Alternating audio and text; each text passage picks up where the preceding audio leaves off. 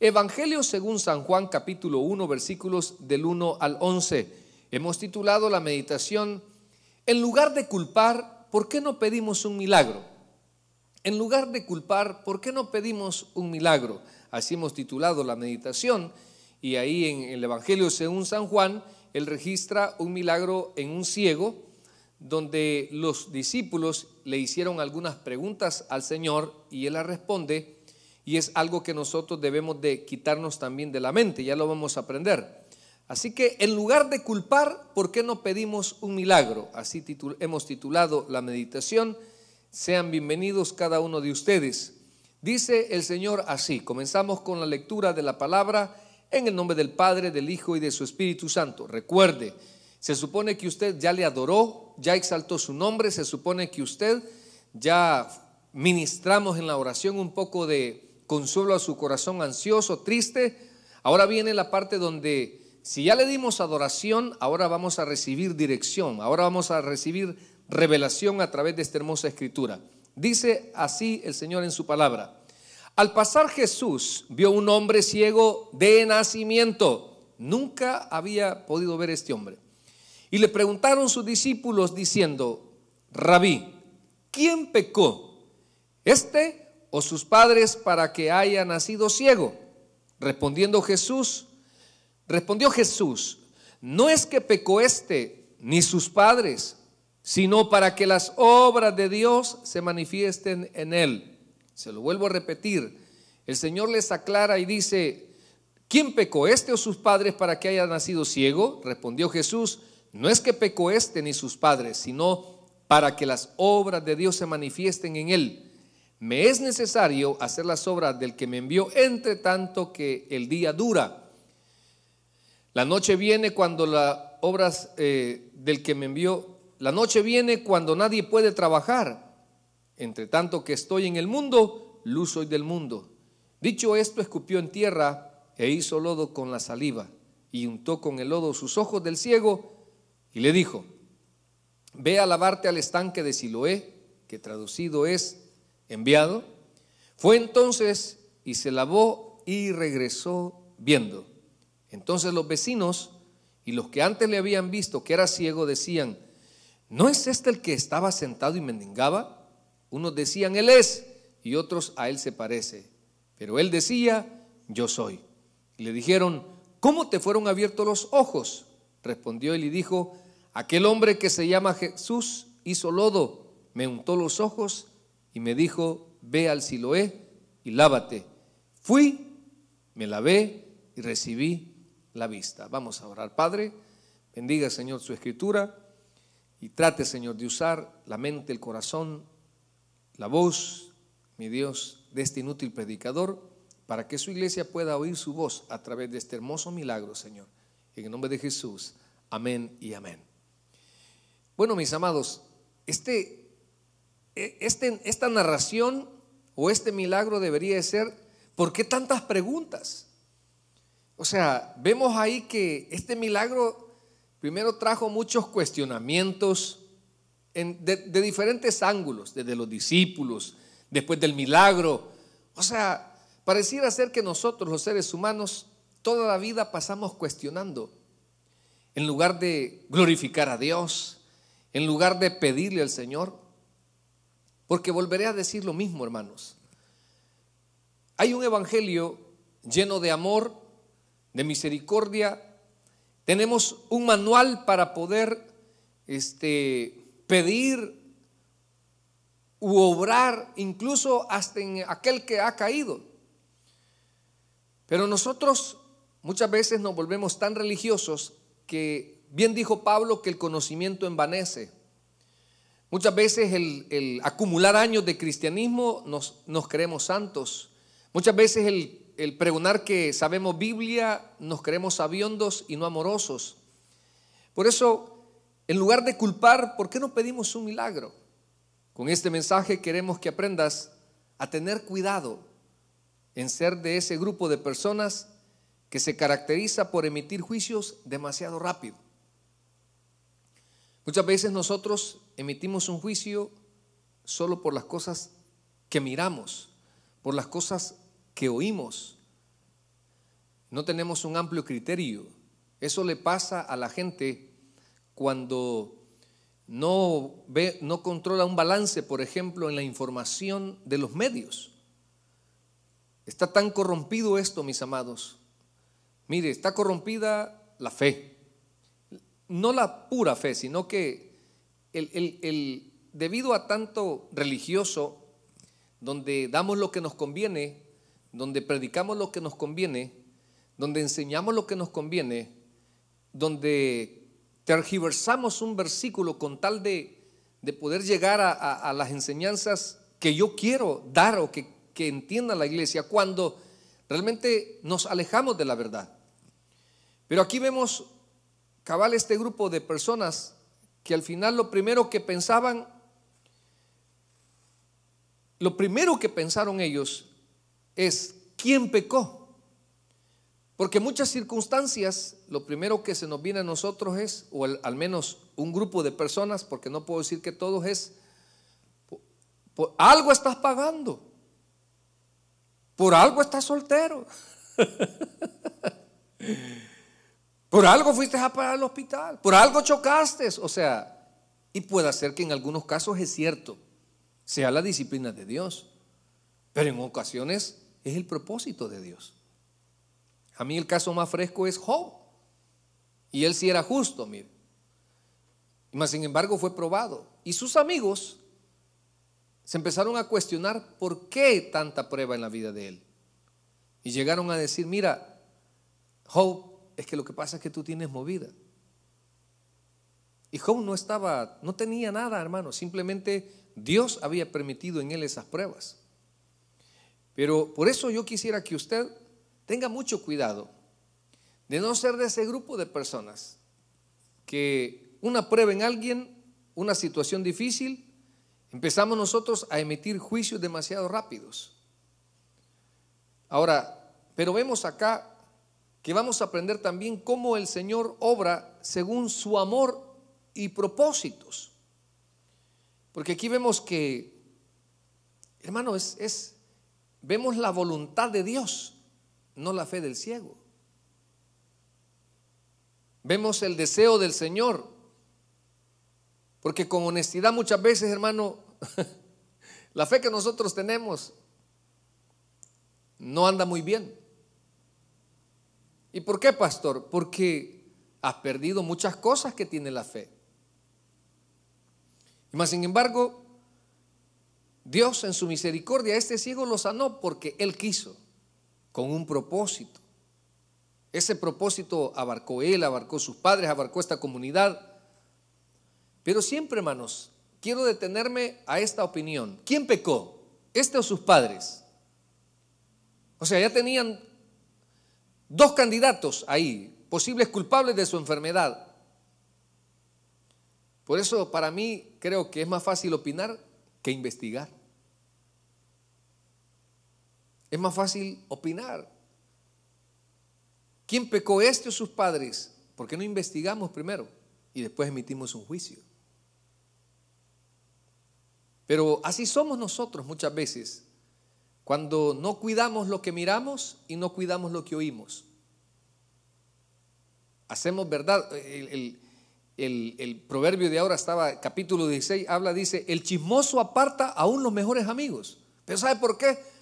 Por la persona que permite o dialoga el chisme. Es que ese es el problema. Ese es el problema de muchos, y por eso se contaminan y se revuelven y andan todos, nosotros le llamamos cucarachas fumigadas, porque permiten que el chismoso llegue y dice: entra suavemente. No comienza hablando de usted, comienza hablando de otra cosa y terminan ensuciándolo a usted también, o provocándolo a usted también. Es más fácil opinar del pecado del prójimo que del de nosotros. Es tan fácil hablar del pecado que usted ve, pero no habla de los suyos. Hay mucho valiente ahora en día donde dice: pues vivimos en libre expresión y usted puede decir lo que usted quiera, pero ¿sabe qué? También de lo que diga va a rendir cuentas. Así dice Santiago, que aún de lo que nosotros decimos, y no en el tribunal de Cristo, aquí, hermanos, si el tribunal de Cristo es premiación, Es acá donde Dios nos perdona el pecado, pero también las consecuencias, y seamos honestos en eso. Pero mi punto es, qué bonito fuera, ¿verdad?, que habláramos de nuestros pecados en lugar de señalar los pecados de los demás, de nuestros errores en lugar de hablar de los errores de los demás. Así que para mí, dos cosas acá. Es más fácil opinar que investigar, que preguntar las causas y no los resultados. Es más fácil, hermanos, opinar del pecado de otros y no opinar de mis pecados. Porque con ciencia cierta, pues, hermanos, hay dos cosas bien importantes. Cuando usted puede decir de un pecado de algo, cuando usted habla de una verdad, la verdad lleva intención de ayudar o de destruir, de avergonzar. Entonces usted está mal utilizando la verdad. La verdad no es para que se burle de aquel que así le enseñaron en su vida de fe. Es para mostrarle que no es la manera correcta, que la Biblia no estipula eso, pero no es para que usted lo haga sentir ignorante, para que usted se burle de lo que él ejerce. Tal vez así le enseñaron mal. Entonces, todo es dependiendo de la intención con que yo tenga esa verdad y cómo la voy a usar. ¿Con qué intención? ¿Quiero herir, quiero humillar o realmente quieres ayudar? ¿Dónde se contempla todo? En la intención. Y aquí vemos, pues, a mí lo que me entristece siempre, los discípulos. Pareciera ser que muchas veces los que tienen un cargo en la iglesia somos, hermanos, tristemente los más religiosos. Mire, estos estaban más cerca de Jesús, pero toda la vida, despide a aquel da voces. Mira, despídela, hombre, mira, si vieras que me tiene sordo. En lugar de decir, Señor, ¿por qué no le da un milagro a él? ¿Por qué no lo restaura? ¿Por qué no le ayuda? No, termíneselo, Señor. No merece. Vea, entonces yo quiero que aprendamos vamos a aprender 6 enseñanzas cuando el Señor sanó a este ciego de nacimiento. Algunas enseñanzas cuando el Señor sanó a un ciego de nacimiento. Y para ello quiero que me acompañe el versículo 2, donde dice: y le preguntaron sus discípulos diciendo, Rabí, ¿quién pecó, este o sus padres, para que haya nacido ciego?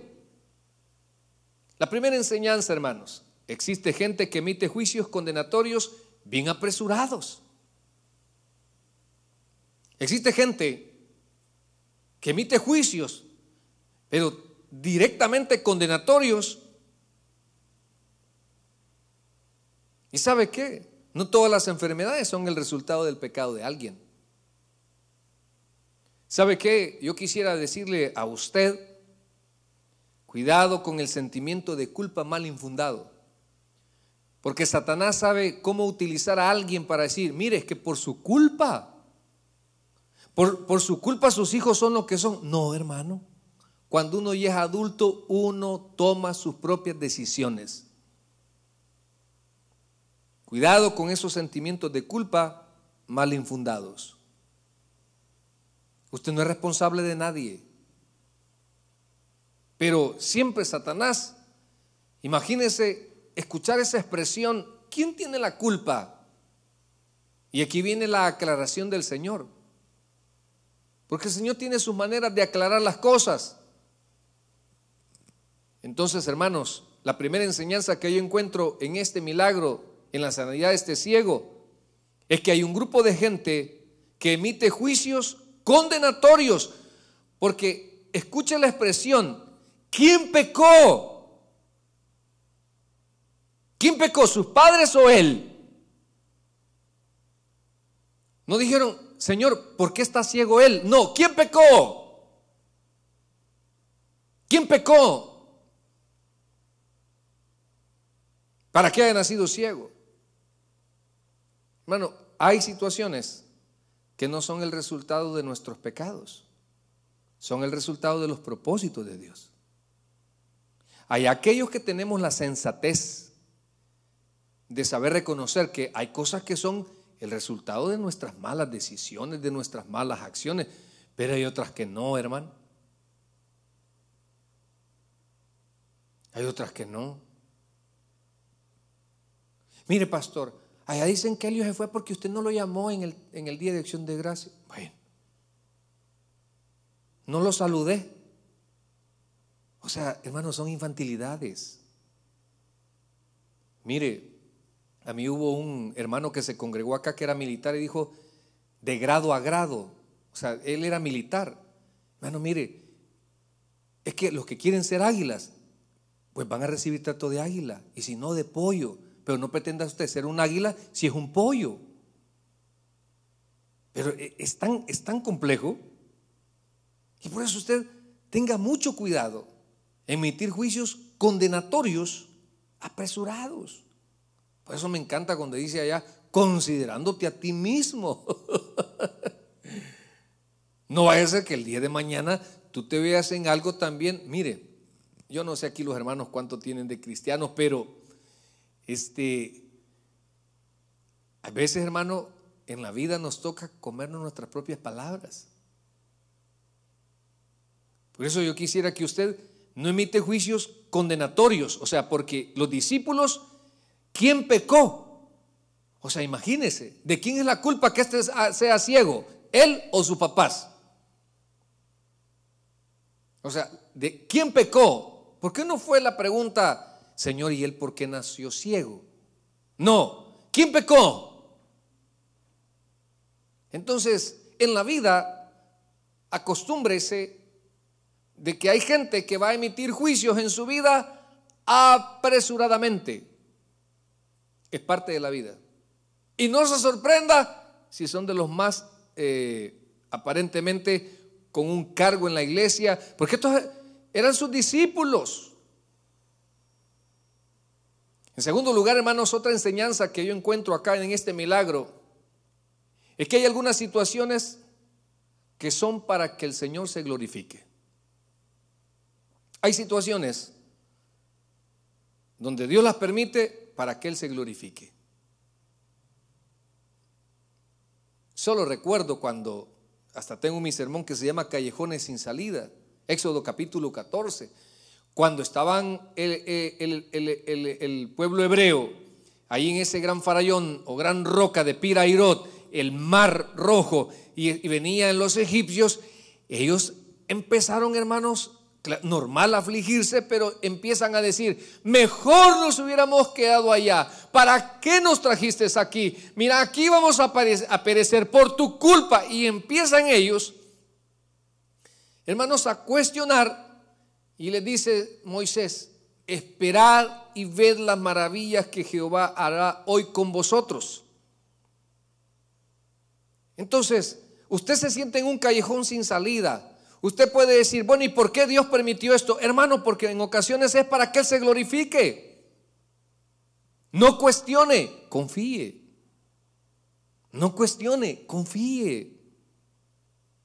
No se comporte como un rebelde, confíe. No cuestione, confíe. No se comporte como un rebelde, confíe. El Señor sabe las mejores causas. Le digo, mire, usted y yo no somos ningunos asesores de Dios, hombre. O sea, aquí nosotros hacemos lo que Dios quiere. Nosotros somos siervos. Hay cosas que Dios no te está tomando en cuenta para las cosas que tú quieres hacer. Simplemente tú tienes que aprender que caminamos bajo la voluntad de Él, no bajo tus deseos. Pero cuesta, hermanos. Pero hay situaciones donde usted no las va a entender. No las va a entender, pero necesitas confiar. Hay situaciones donde vas a tener que controlar tu rebeldía, tienes que confiar. Hay situaciones, hermanos, donde tenés que dejarle a Dios las causas de por qué permite ciertas cosas. ¿Que cuesta? Vaya que no. Pero si es un medio para que Dios se glorifique, pues entonces por algo lo ha permitido Dios. Otra tercera enseñanza, hermanos, que yo aprendo en este hermoso milagro. Mire el versículo 9:5. entre tanto que estoy en el mundo, luz soy del mundo. Bueno, el Señor quiere alumbrar nuestras vidas. El Señor quiere ser un guía, una manera de llevarnos a la verdad. Por eso yo considero que el Señor desearía 4 cosas en nosotros. Número 1, hermanos, que no seamos ciegos religiosos. Eso es lo primero. No seamos ciegos religiosos. Mire, para mí el ciego religioso, su vida tiene tope en su vida espiritual. Cree que ya lo alcanzó todo. 2, el ciego religioso ve de menos al que supuestamente, el ciego religioso él no peca, el otro sí. El ciego religioso le pone tamaños al pecado. Él porque se roba un centavo, él no es ladrón. Aquel que se robó $100, ese sí es mañoso, dice. Cuando son pecados iguales. Hermanos, el deseo del Señor es que no seamos fanáticos religiosos. Mire, por favor, deje de andar peleando religiones, hombre. Hermano, eso no le trae productividad a su vida espiritual. Dejemos de andar de fanáticos religiosos. Cuidado. El deseo del Señor, número 1, dije que no seamos ciegos religiosos, que no seamos fanáticos religiosos, que conozcamos la verdad bíblica. Que conozcamos la verdad bíblica. Yo me acuerdo, mis amados, cuando, bueno, en esos entonces cuando yo era seminarista, no existía la tecnología de ahora, sino que me tocaba andar un gran diccionario bíblico, andar un atlas bíblico, andar un comentario bíblico, andar varias versiones de la Biblia. No, hombre, eso era un gran calvario. No crea que era algo gran gozo, no, hombre, eso era un bolsón, una gran maleta. Y uno los ponía y quería comenzar. Pero mire, un día escuché un consejo de nuestro pastor fundador y dijo: mire, espérese. Primero, dijo, deguste la palabra, porque eso es lo primero. Porque en ocasiones nosotros los predicadores queremos tener y decir, espérese, primero deguste la palabra sencilla tal y como está, para que la aprenda también un niño. Pero hermano, es tan hermoso leer para uno y no leer para enseñar para otro. Eso, mira qué hermoso es. Por lo menos yo, hermanos, en lo que nuestro hermano empezó a leer el proverbio, mire, yo tengo como 4 que inmediatamente yo los subrayé en verde, porque dije, no, hombre, este está pero excelente, poderoso, me gusta, pero no para otro, para mí. Porque quitémonos esa costumbre de oír para otro, oiga para usted. Antes de enseñar a otros, enséñese usted. Antes de que otro quiera vivir la palabra, vívala usted. Es tan hermoso eso, hermanos, porque mire, cuidado y caemos en el fanatismo religioso. Conozcamos esa verdad bíblica tan sencilla y tan hermosa, donde, hermanos, todo se resume en que Dios nos ama a nosotros, Dios su Hijo unigénito, y si usted cree en Él, usted es salvo. Hasta ahí nomás, usted es salvo. Pero ya si usted pone, y veamos, ¿y cuál es la religión? ¿Y qué hay que hacer? Ay, ahí ya está cayendo en la religiosidad vana. Es tan sencillo, solo cree en el Señor Jesucristo y serás salvo tú. Cree. Y mire después, y esa misma noche se bautizó. Hoy en estos tiempos, no, usted tiene que estar en observación 6 meses. Usted viene y usted que se quiere bautizar, y su pareja, ¿están acompañados? ¿Están divorciados? ¿O cómo están? Porque si no, no los puedo bautizar. Atajos de sinvergüenzas, hermano. Un evangelio tan diferente del de Jesús al que muchas veces nosotros los líderes religiosos queremos enseñar. Queremos imponer un montón de cargas que ni siquiera nosotros las podemos sobrellevar. Por eso, conozca la verdad bíblica y recuerde, el deseo del Señor es que a quien debemos de seguir es siempre a Él. Eso, hermano, le va a funcionar mucho. Yo, mire, son 28 años de cristianismo y a mí me ha funcionado tanto poner la mirada en Jesucristo. Porque me imagino, como todos acá en su mayoría, hemos tenido malas experiencias con algunos cristianos. Hemos hecho negocios, nos han bajado. Hemos tenido confianza, esa confianza nos la han quebrantado.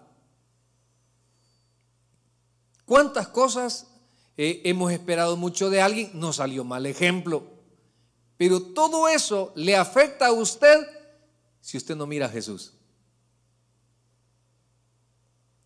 Si usted pierde su mirada en Jesús, hermano, usted ya terminó, se le acabó el encanto cristiano. Puesto los ojos en Jesús. Recomiendo algo: no me santifique a nadie. No meta las manos por nadie. Y nadie es nadie. No, hermano.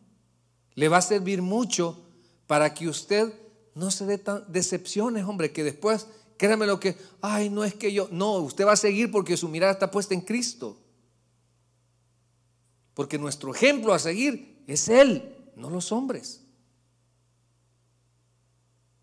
Muchas veces a mí me toca enseñarle esto a algunos que traen ese ADN, hermanos, de ganador, ese ADN de buen servidor, ese ADN de líder. Cuando viene y me dice, pero mire, pastor, él no viene temprano. Usted está ahí, es lo importante. Se deja estar viendo ahí el que viene tarde o no viene temprano. Lo importante es que usted está ahí, usted está en el puesto. No se deje robar esa bendición, esa entrega, esa responsabilidad, ese amor, esa pasión que usted tiene. Si lo tiene para Cristo, no le va a afectar que otro ande de jugado. Usted siga, usted cumpla, usted dele. Porque nuestro ejemplo a seguir es Cristo. ¿Es quién? Cristo. ¿Quién le va a dar la fuerza? Yo no le voy a dar fuerza. Quien se la va a dar es el Señor. Esto es espiritual, hermanos. Pero por eso, mire, el Señor quiere alumbrar nuestra vida. Él le va a alumbrar. Él lo va a sacar de esos momentos de tinieblas, momentos de confusión. ¿Nunca ha estado usted confundido en algún sentido de no estoy hablando de sexualidad, ¿verdad? O sea, no sé, yo no sé qué soy. No, ya me suena algo raro, no. Estoy hablando yo confusiones, hermano, donde no sé si moverme de estado, no sé si moverme de iglesia, no sé si moverme de trabajo. Son momentos confusos. Pero ¿sabe qué? Ahí es donde el Señor le va a aclarar sus dudas. ¿Pero qué tiene que hacer usted? Confiar. Aunque ande en valle de sombra y de muerte, no temeré. Porque las dos herramientas que tiene el Señor tiene sus maneras de cómo jalarnos, fíjese. Porque el cayado para eso es, hermano. Es un palo con una curvatura para cuando la oveja está en un risco y sabe que si él se acerca, la ovejita se va a espantar y se va a matar. Entonces, suavemente le pone el cayado y mire, le pega un gran jalón. Dios tiene sus maneras de jalarnos. El problema es en aquellos que no entienden, que les está lloviendo sobre mojado y no entienden que tiene que estar cerca de Dios. Y la vara, hermano, la disciplina. ¿Y usted cree que usted va a hacer con su vida como usted quiere? No, hermano, si Dios al que ama disciplina también. Si Dios tiene sus maneras de tratar con uno. Yo digo, Dios tendrá sus maneras de ponerte tus aguijones en la carne para que no te excedas si realmente sos su hijo o sos su hija. Mire, en cuarto lugar, ve ahí, ¿qué podemos aprender, hermanos, cuando el Señor sanó a este ciego? Primero dijimos que hay gente que emite juicios condenatorios bien apresurados. Número 2, algunas situaciones son para que Dios se glorifique. Número 3, el Señor quiere alumbrar nuestras vidas en esos momentos de confusión. Número 4, mire el versículo 6. Dicho esto, ¿qué hizo? Escupió en tierra, e hizo lodo con la saliva y untó con el lodo los ojos del ciego. Eso fue lo que hizo. Hermanos, en cuarto lugar, el Señor siempre nos sorprenderá en su manera de obrar. Fíjese, se lo vuelvo a repetir. El Señor tiene sus maneras extrañas de obrar. De obrar. Usted no tiene una idea de cómo el Señor a muchos nos sorprende. Muchos nos sorprende para provisión económica, para sanidad familiar, pero demanda que el Señor, que confiemos en Él. Pero mire, el Señor tiene una manera tan sorprendente que en ocasiones usa personas que usted ni siquiera se imagina. Usted se encuentra un papel y ahí está una clínica y va y el doctor le ha acertado la enfermedad que usted quiere. Dios tiene unas maneras tan extraordinarias. Por eso, hermanos, en los milagros del Señor no existen manuales. No existen manuales. A ver, pastor, deme una receta para un milagro de sanidad. Oh, mire, que sea aceite de oliva y de allá de Jerusalén, porque si no es de Jerusalén, no hay sanidad. Ahora mire, también usted tiene que estar en un lugar, así como en un río, o mire, tiene que estar en porque los milagros del Señor así se dieron. No hay manual. Tienes que escuchar la voz de Dios. Tienes que escuchar la voz de Dios. Tienes que aprender a no rendirte. Y tienes que aprender a ministrar porque nada pierdes. Son 4 cosas para que Dios te sorprenda en su manera de obrar. No esperes un manual para tu milagro. Número 2, escucha la voz del Señor. Número 3, no te rindas. Y número 4, ministra que nada pierdes. Hace años esta historia la he contado. Como servidor de escuela bíblica, siempre me era metido, iba a decir, pero no. Siempre me gustaba saber por qué una persona servía. O sea, preguntarle, hermano, Elio, ¿y usted por qué sirve? ¿Cuál es la razón de que usted le sirva al Señor? ¿O por qué está sirviendo? Quizás porque en algún momento yo estaba agradecido con Dios que me sanó a mi hijo de muerte. Entonces, mi motor a servir o el trato fue ese, entonces yo por eso servía. Y otro decía, no, y cada quien tiene su causa o su por qué le servimos al Señor. Entonces, había una hermanita ahí, compañera mía, y le digo, hermana, ¿y usted por qué le sirve a Dios? Y me dice, ay, hermano, es que mi Dios es tan lindo y maravilloso que me regaló un milagro imposible para la ciencia. Y le digo, cuénteme, ¿cuál fue ese milagro? Es que íbamos con mi mamá en el vehículo y tuvimos un accidente. Y la peor parte se la llevó ella. Entonces ella salió fracturada de la columna vertebral y terminó en silla de ruedas. Entonces los médicos me dijeron que ella ya no iba a volver a caminar porque se había lesionado la columna vertebral. Oh, sí, pero fíjese, me dijo que yo orándole al Señor, pidiéndole misericordia por mi bella madre que no quería verla así en silla de ruedas, dice que Dios le puso un sentir y le dijo, frotala con Vic Vaporú. Y yo creo, hermano, que ya aquel que el incrédulo que escucha esto con Vic Vaporú, como que tiene tos la señora, frotala con Vic Vaporú. Y todas las noches, después de servir de esa mujer, le untaba la columna con Vic Vaporú. Y siempre decía, en el nombre de Jesús, sánala, Señor, sánala, Señor. Terminando de contarme la historia, cuando de repente venía en el pasillo una hermana y me dice, mire, allá viene mi mamá caminando sin silla de ruedas. ¿Cómo no le voy a servir yo a mi rey? Entonces, hermanos, no hay manuales. Escuche la voz de Dios, no se rinda y ministre el poder del Señor, que nada pierde.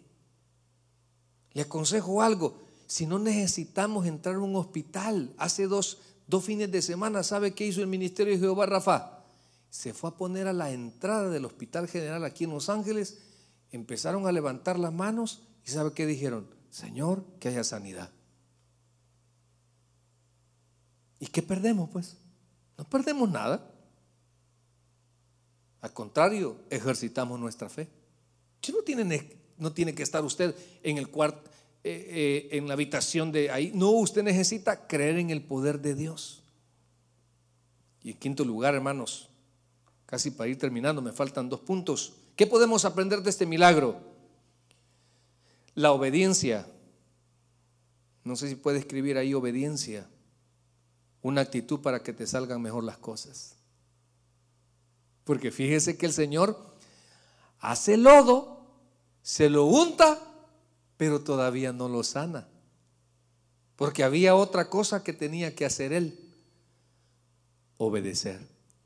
Y aquí, hermanos, creo que muchos es donde patojeamos, fíjese, de la falta de obediencia con el Señor.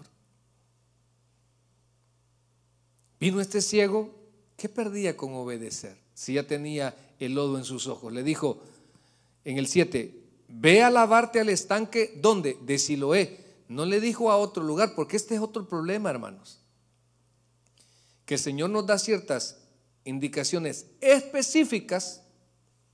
Esto es delegar. Cuando le facultan, usted tiene cierta discrecionalidad, pero delegar es algo específico. Anda al estanque, ¿dónde le dijo? De Siloé. No le dijo anda a cualquier estanque donde vos querrás, al que te queda más cerca. Anda al estanque de Siloé, anda. Pero él no se puso, no, Señor, sáneme así. No, el paso de obediencia. Porque la obediencia es una actitud para que te salgan mejor las cosas. Fue entonces y se lavó. Aquí están los resultados. Nadie que hemos logrado vencer la incredulidad, los conflictos, el parecer, yo no quiero esto, a mí no me parece, el razonamiento para mí debería ser así, por sobre la voluntad de Dios, no nos quejamos, fíjese. Que hay que esperar los resultados, sí, pero después cuando volvemos a ver para atrás y decimos, vale la pena ser obediente a Dios.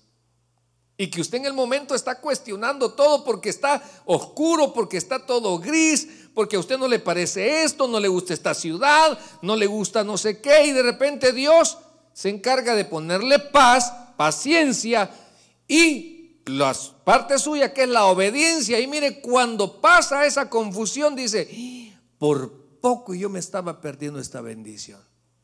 Pero cuando ve para atrás. Entonces, hermanos, en quinto lugar, la obediencia, una actitud para que te salgan mejor las cosas. Te recuerdo algo, no es lo que tú consideras. Es que, Señor, a mí me parece que así debería ser. Pues no se va a hacer así, porque no es lo que tú consideras. Sé pronto para obedecer y no complicar tu milagro. Sé pronto para obedecer y no compliques tu milagro. Y en sexto lugar, hermano, ¿qué podemos aprender de este milagro? Que el obrar del Señor es para que nuestras vidas cambien. Se lo voy a volver a repetir. El que Dios te haga un milagro es para que tu vida cambie, no para que sigas en lo mismo. El obrar de Dios en tu vida es para que tu vida cambie, no para que sigas en lo mismo. Miren el versículo 9-8. Entonces los vecinos y los que antes le habían visto que era ciego decía, ¿no es este el que se sentaba y mendigaba? Ya no, fíjese. Cuando Dios obra en usted va a decir, ¿no es este aquel que se iba a chupar con el pastor? ¿Que no era este el neurótico aquel? ¿Que no era este el y van a ver el poder de la palabra, El Espíritu Santo restaurando su vida. Si usted antes era alcohólico, si usted antes fumaba, si usted antes era neurótico, y el obrar del Espíritu Santo, la administración va a decir, bueno, ¿y que no era este? Sí, era, porque ahora en Cristo soy nueva criatura. Era, usted lo ha dicho. Por eso, hermanos, el obrar de Dios en nuestra vida es para que cambiemos. Es para que cambiemos. Así que yo considero que muchos de los que estamos conectados, de los que tenemos el privilegio de invertir el tiempo en nuestra vida espiritual, ¿para qué Dios te ha hecho ese milagro? De preservarte la vida, de darte la libertad, de devolverte tu salud, de darte tu trabajo, de darte tu familia, de darte lo que tienes en tus manos. ¿Con qué propósito? ¿Sabes con el propósito de qué? De que no te canses de glorificar a Dios, que en medio de todo esto ha tenido en ti y en mí misericordia. Vamos a venir en palabra de oración. Señor, gracias. Gracias, Padre, por el milagro en este ciego. Qué difícil, Señor. Muchas veces es escuchar personas condenatorias que hablan por ignorancia, que hablan, Señor, de una manera tan hiriente, cuando solo tú, Señor, sabes los propósitos de nuestras pruebas, de nuestras circunstancias. Pero ahí estás tú, Señor, obrando en la vida del enfermo, en la vida del pecador. Señor, gracias. ¿Sabe, hermanos? En lo que estamos orando le quiero contar que cuando a la mujer la encontraron en pleno acto de adulterio, nuestra versión dice: el que se sienta libre de pecado, que aviente la primera piedra. Hay una traducción que dice: el que nunca haya pecado en su vida, que tire una piedra. ¡Wow, hermano! Qué tremendo que muchos, hoy que tal vez tú no practicas ese pecado, hoy lo condenas. ¿Y desde cuándo tú condenas pecados? ¿Acaso tú los puedes perdonar? Hermano, es tan complejo el ser un verdadero cristiano o hacer viva la palabra. Lo primero, que nunca te falte el amor. Nunca se aparte de ti la misericordia y la verdad. Escríbela en la tabla de tu corazón y hallarás gracia delante de Dios y buena voluntad con los hombres. Por eso, mis amados, qué bonito, qué triste en primer lugar el pobre ciego lo que ha de haber escuchado. ¿Quién tiene culpa? Pensemos que le ha de haber llegado a su oído ese comentario. Le ha de haber entristecido, le ha de haber frustrado, le ha de haber enojado. Pero ¿sabe qué es lo más importante? Que el Señor le hizo su milagro. Así que, hermano, distancíese de aquellas personas que le quieren poner a usted sentimientos de culpa. Usted siga, hermano, usted siga. Usted continúe en su vida de fe. Que el que comenzó la buena obra no es el pastor. El que comenzó la buena obra en usted se llama Jesucristo. No se preocupe si a usted le condenan o le juzgan sus hijos. No, hermano, usted, su responsabilidad llega hasta donde ellos permiten.